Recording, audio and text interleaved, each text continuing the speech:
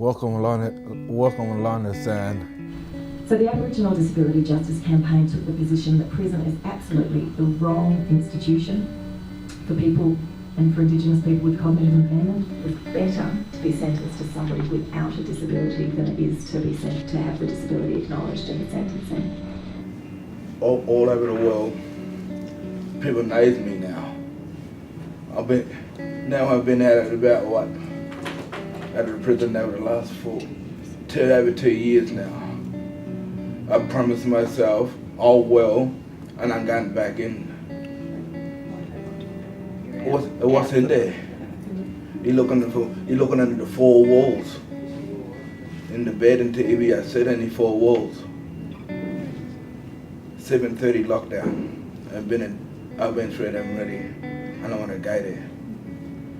You know, Aboriginal people weren't dying at a greater rate in jail than non-Aboriginal people. They were just dying at a greater rate because they're overrepresented there. And you'd look at the overrepresentation, say in that report with the mental health issues and, you know, self-harm and then the incarceration rates there's something really chronically bad that's identified in that report. It's those two things, you know, the self-harm has gone up, 48% in the last 5 years, and imprisonment rates 57 in the last 8 years. You know, it's just outrageous. The legal analysis of this doesn't actually give you any real insight into the horror that these individuals face on a daily basis, you know, being locked in solitary confinement for 16 hours a day, smashing your head against a wall without any effective mental health intervention. I mean, it's just the most horrific story.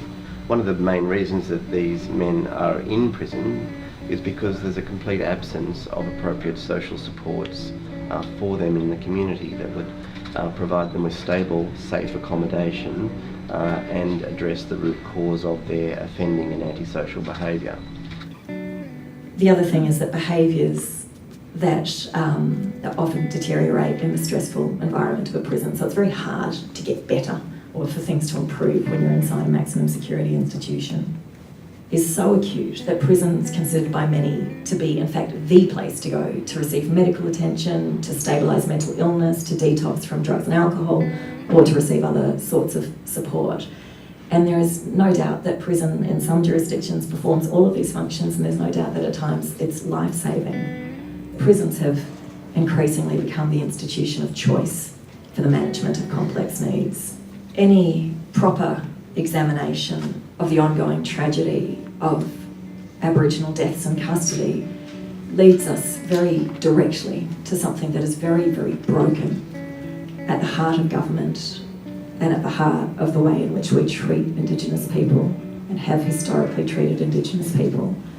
In the same way, the indefinite detention of Indigenous people with cognitive impairment who have not been found guilty of any offence. I think we've got real challenges there, as has every jurisdiction. But so first you've got to identify, and then you've got to provide appropriate services, and ideally pre-custodial services, of course, and post-release services. But we know, for instance, people with acquired brain injuries in the general population are around 1 or 2%.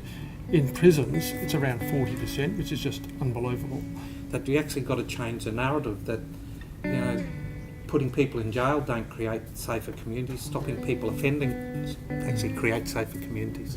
So for me, the first shock was that so this is a group of people that we detain by virtue of the fact that they cannot understand process. So apparently that applies outside in that world, but actually when you get in prison, there's no actual protection of you from processes within that realm. The more resources and effort you put at the primary level, the less you need at the secondary and tertiary. And I've been saying that for quite some time about the criminal justice system and the child protection issue particularly. You know, let's support families. Like Alison told me, all the opportunities that were missed to intervene with Marlon across a whole range of things that could have been helped, but they just lost it. But we don't see, we have this.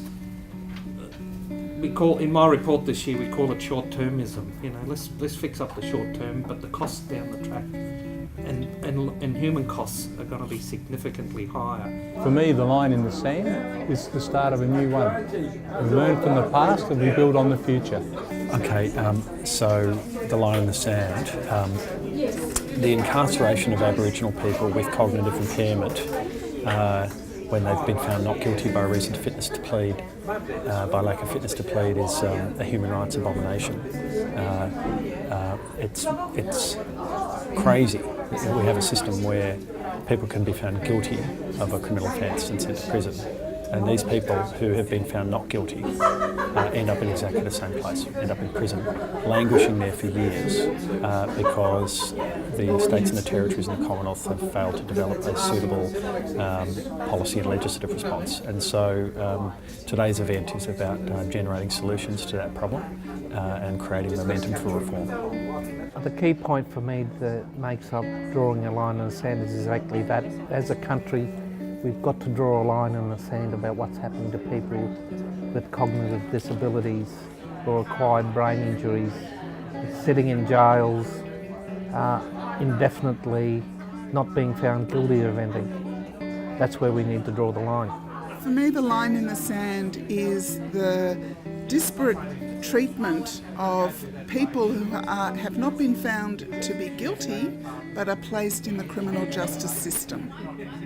And for me, it's the systematic failure of a system that is supposed to be keeping our community safe, and our community includes all types of people. And it's definitely failed this specific group, and by failing this group, it's failed the entire community. Thank you to everybody who came to the National Summit, A Line in the Sand. Your participation has been extraordinary, and I hope that today is a real line in the sand from which we move forward. I'd like to thank Mick Gouda and Maurice Blackburn and Patrick Kaiser and Lizzie O'Shea and Eileen Baldry and Ian McKinlay and everybody who's contributed today and supported us in our endeavours to make this day a line in the sand. Thank you, everybody.